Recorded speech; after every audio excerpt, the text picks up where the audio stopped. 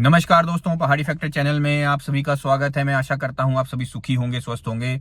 आज मैं बात करने वाला हूं बोर्ड की परीक्षा के बारे में। हमने सबने देखा है कि किस तरीके से हमारे बच्चों ने बोर्ड के एग्जाम में बहुत अच्छे तरीके से प्रदर्शन किया है। बहुत से ऐसे बच्चे हैं जिन्होंने 90% से भी ऊपर नंबर लिए हैं और बहुत से ऐसे बच्चे हैं जिन्होंने पहला स्थान हासिल किया है। बहुत से ऐसे बच्चे हैं जो दूसरे तीसरे स्थान पर भी आए हैं। तो बहुत अच्छी अच्छी जगहों पर बच्चे निकले। अब इसमें एक बहुत जरूरी बात है जो मैं कहना चाहता हूँ। देखिए, बोर्ड की परीक्षा हुई, हम सबने देखा बोर्ड की परीक्षा हुई है, बच्चों ने बहुत ज्यादा नंबर लिए, ये भी हमने सबने देखा। लेकिन हम ये कैसे इंश्योर करेंगे कि उनमें से जो बच्चे जो निकले हैं जिन्होंने बहुत अच्छे नंबर लिए हैं उन बच्चों को नौकरी मिलेगी? ये हम कैसे इंश्योर करेंगे कि ये जो बच्चे हैं ये आगे चल के अगर हायर यूनिवर्सिटीज में हायर स्टडीज करना चाहते हो या हायर एजुकेशन लेना चाहते हो तो इनको अच्छी यूनिवर्सिटीज मिलेंगी? हम कैसे इंश्योर करेंगे? ये हम कैसे इंश्योर करेंगे कि इनको बेस्ट चीजें मिलेंगी? क्योंकि पूरे का पूरा स्ट्रक्चर जो है वो गलत है, वो चरमराया हुआ स्ट्रक्चर है। हमारा जो एजुकेशन सिस्टम है बहुत पुअर एजुकेशन सिस्टम है, बहुत पुराना एजुकेशन सिस्टम है। और इस एजुकेशन सिस्टम में जो जोर दिया जाता है वो उनका लिखित पढ़ाई के ऊपर ज्यादा जोर दिया जाता है। प्रैक्टिकल टीचिंग के ऊपर ज्यादा जोर नहीं है, स्किल बेस्ड एजुकेशन के ऊपर जोर नहीं है, रिसर्च बेस्ड एजुकेशन के ऊपर जोर नहीं है। इस वजह से बच्चों ने नंबर तो बहुत लिए, उनको अगर आप स्किल की बात करोगे तो वो जो 90% वाले बच्चे हैं हो सकता है उनके पास भी वो स्किल मौजूद नहीं हो, प्रैक्टिकल स्किल वो मौजूद नहीं हो जिसका वो इस्तेमाल करके नौकरी हासिल कर सकें या जिसका इस्तेमाल करके वो हायर एजुकेशन में जा सके। और अगर वो हायर एजुकेशन में जाते भी हैं तो हम ये कैसे इंश्योर करेंगे कि उनको जो सारी चीजें वो अच्छे तरीके से मिले, सिफारिश उसमें ना हो। या फिर हम ये जो देखते हैं कि आरक्षण बहुत बुरी तरीके से फैला हुआ है, उस आरक्षण की वजह से जो अच्छे पढ़े लिखे बच्चे हैं वो रह जाते हैं और जो कम नंबर वाले हैं उनको वो आगे की सीट्स मिल जाती हैं। तो हमें कैसे इंश्योर करेंगे? ये हमारे लिए सबसे बड़ा सवाल है और इस सवाल के ऊपर कोई जो है जवाब नहीं देता। इस सवाल के ऊपर किसी की तवज्जो नहीं है। इस सवाल के ऊपर ना तो किसी की नजर जाती है, ना ही कोई इसे ठीक करना चाहता है। बहुत से ऐसे संगठन है जो इसके लिए काम कर रहे हैं, कोशिश कर रहे हैं, मेहनत कर रहे हैं, लेकिन अभी भी ये इसको पूरी तरीके से अमली जामा नहीं पहनाया जा सका है। इसको प्रैक्टिकल रूप में जो है अभी तक हम इंप्लीमेंट नहीं कर सके हैं और उसका एक बहुत बड़ा कारण ये है कि हमारा जो पॉलिटिकल सिस्टम भी है वो इसको सपोर्ट नहीं करता। पॉलिटिकली अगर हम देखें तो हमारी पॉलिटिकल पार्टीज क्या करती हैं, उनका ध्यान किस चीज में है? वोट बैंक में है। अब वोट बैंक कैसे हासिल किया जा सकता है? वो समाज को तोड़ करके हासिल किया जा सकता है। और जब समाज को तोड़ा जाता है तो समाज को तोड़ करके अलग अलग वर्गों में बांट दिया जाता है। अब अलग वर्गों में जब वो बांटा जाता है तो उसमें क्या किया जाता है? उसमें कुछ स्पेशल वर्ग आइडेंटिफाई किए जाते हैं, कुछ ऐसे वर्ग आइडेंटिफाई किए जाते हैं जो इमोशनली वीक हों। अब उन इमोशनली वीक आइडेंटिफाइड वर्ग बांटे हुए हैं, उन वर्गों को क्या करते हैं? स्पेशल बेनिफिट प्रोवाइड किए जाते हैं, चाहे वो आरक्षण के रूप में हो, चाहे वो पैसे के बेनिफिट के रूप में हो, चाहे वो सीट्स को रिजर्व करके बेनिफिट दिया जा रहा हो। किसी ना किसी तरीके से बेनिफिट दिए जा रहे होते हैं।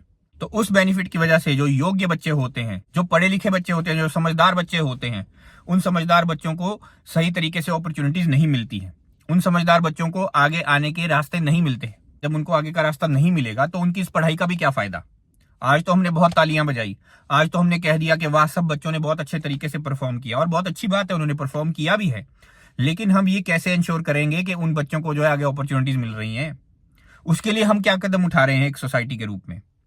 और मैं आप सबसे ये कहना चाहता हूं कि आप सबको अब मिलना चाहिए, आप सबको अब जागना चाहिए। जनरल कैटेगरी के साथ बहुत बुरा हो रहा है क्योंकि रिजर्वेशन, क्योंकि बेनिफिट्स वो फाइनेंशियल आधार पर होने चाहिए, पैसे के आधार पर होने चाहिए। कौन गरीब है उसको मिलना चाहिए, ना कि किसी जात के आधार पर हो, किसी धर्म के आधार पर हो या किसी स्पेशल वर्ग के आधार पर हो। कोई सोसाइटी का ऐसा वर्ग बांटा गया हो जिस वर्ग को ये चीज दी जा रही हो, ये गलत है। और हमें ये भी चीज इंश्योर करनी है कि जो मेरिट पे आगे आ रहा है, जो ज्यादा नंबर ले रहा है, जो मेहनत कर रहा है, उसको भी चीजें मिले, उसको भी अपॉर्चुनिटीज मिले। क्योंकि अगर हम ये नहीं करेंगे तो हम अपने समाज को तोड़ेंगे, वीक करेंगे। और आप फ्यूचर में ये देखोगे कि जो अच्छे पढ़े लिखे बच्चे होते हैं, जो मेहनती बच्चे होते हैं, जब उनको अपने देश के अंदर, अपने प्रदेश के अंदर कोई रास्ता नहीं नजर आएगा तो वो अपना देश छोड़कर फॉरेन कंट्रीज में जाने पर मजबूर हैं, उनको जाना पड़ेगा।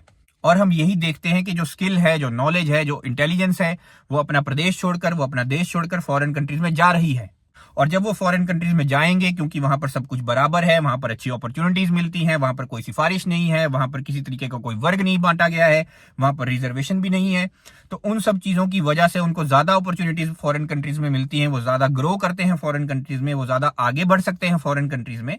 तो वो फॉरेन कंट्रीज से वापस अपने देश में भी नहीं आते, जिसकी वजह से जो हम अपने प्रदेश को है उन्नत नहीं बनते हुए देख रहे हैं। और प्रदेश को आगे ले जाना है तो इंटेलिजेंस की जरूरत पड़ेगी। अगर आप प्रदेश को मजबूत बनाना चाहते हो तो आपको नॉलेज की जरूरत पड़ेगी, आपको स्किल की जरूरत पड़ेगी। अगर आप ये चाहते हो कि आपका प्रदेश कर्ज से बाहर आए, अगर आप ये चाहते हो कि आपका प्रदेश कमाऊ बने, आपका प्रदेश मजबूत बने, तो उसके लिए हमें स्किल, नॉलेज, इंटेलिजेंस की जरूरत पड़ेगी और यंगस्टर्स की जरूरत पड़ेगी, नौजवानों की जरूरत पड़ेगी, ऐसे लोगों की जरूरत पड़ेगी जो ज्यादा मेहनती हो, ज्यादा काम कर सकते हो। और वो कहां से आएगा? वो आएगा जब हम इन सब बच्चों को प्रोटेक्ट करेंगे, जब हम ये इंश्योर करेंगे कि ये सारे जो बच्चे हैं वो आगे बढ़ सके, उनको सही अपॉर्चुनिटीज मिले। और ये जो बच्चे हैं जिन्होंने मेहनत की है, जिन्होंने कोशिश की है, जिन्होंने अपनी ताकत दिखाई है, उनकी ये ताकत का इस्तेमाल सही तरीके से होना चाहिए। उनको सही डायरेक्शन मिलनी बहुत ज्यादा जरूरी है। उनको बचा के हमने रखना है, क्योंकि अगर हम उनको नहीं बचा सके तो हो सकता है वो डिप्रेशन की तरफ जाएं। अगर हम उनको नहीं बचा सके तो हो सकता है वो क्राइम की तरफ जाएं, हो सकता है वो ड्रग्स की तरफ जाएं। तो ये सब चीजों से हमें उनको बचाना है, रोकना है। उसके लिए हमें पूरे के पूरे समाज को एक साथ इकट्ठा होना जरूरी है और पूरे के पूरे समाज को ये जरूर कहना पड़ेगा कि हमें अब बराबरी का हिस्सा चाहिए, हमें अब बराबरी की अपॉर्चुनिटी चाहिए, हमें बराबरी का रूल चाहिए। एक लॉ हो, एक रूल हो, तभी जो है देश आगे बढ़ेगा, तभी प्रदेश आगे बढ़ेगा। यहाँ बात हमें ये भी समझनी पड़ेगी कि पॉलिटिकल पार्टीज आज तक जितनी भी आई हैं, नेता आज तक जितने भी आए हैं, उनका ध्यान सिर्फ और सिर्फ कुर्सी पे रहा है, उनका ध्यान सिर्फ और सिर्फ वोट बैंक पे रहा है। उसकी वजह से उन्होंने इस पूरे समाज को बांटा है, तोड़ा है और इस्तेमाल किया है। और इसलिए अब हमें नई पॉलिटिकल पार्टीज की जरूरत है, हमें नई डायरेक्शन की जरूरत है, नए नेतृत्व की जरूरत है। हो सकता है नए लोगों की जरूरत हो सकता है पढ़े लिखे लोगों की भी जरूरत हो। तो इसलिए नई पॉलिटिक्स की जरूरत है, नई सोच की जरूरत है और उसके लिए आपको भी मेहनत करनी पड़ेगी। एज अ वोटर आपको भी ये ध्यान रखना होगा कि आप सही नेता को चुने। मैं हमेशा ये कहता रहता हूं, आज फिर से कहूंगा, सही नेतृत्व का होना, सही नेता का होना, ज्ञानी नेता का होना, समझदार नेता का होना, पढ़े लिखे नेता का होना, एक्सपीरियंस नेता का होना बहुत ज्यादा जरूरी है। जो सही मुद्दे जानता हो, सही मुद्दों के ऊपर काम करना जानता हो, उसे पता हो कि सही चीजें कैसे होंगी, उसे पता हो कि चीजों को ठीक कैसे किया जाएगा। मैं आशा करता हूं आपको मेरी बात समझ में आई होगी।